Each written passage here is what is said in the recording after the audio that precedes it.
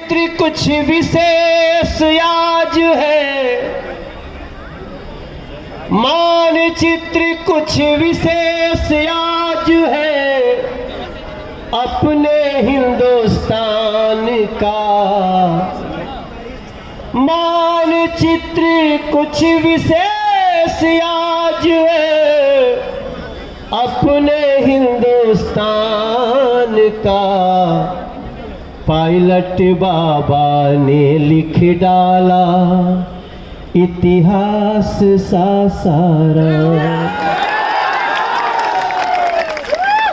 Pilot बाबा ने ये कैसा लिख डाला इतिहास सा साराम का।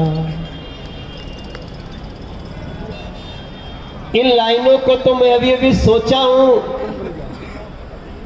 हमारे गांव में, शहर में एक अगर महात्मा आ जाते हैं तो सारा शहर महात्मा जी के दर्शन करने आ जाता है।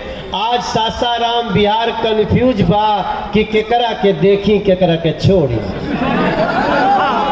ताली बजा के स्वागत करिएगा, हमारी बात ठीक बा। तो अब मैं आपके बीच में अपने इसी अपनी धरती निरंजनी अखाड़ा के आचार्य महामंडलेश्वर, जिनके वो जो आचार्य महामंडलेश्वर निरंजनी अखाड़ा है वो लगभग 25 लाख साधुओं के महामंडलेश्वर है। कितने लाख के? 25 लाख साधु। जब आप कुंभ नहाने जाते हैं ना तो सबसे पहले इन्हीं को स्नान करने का अधिकार होता है।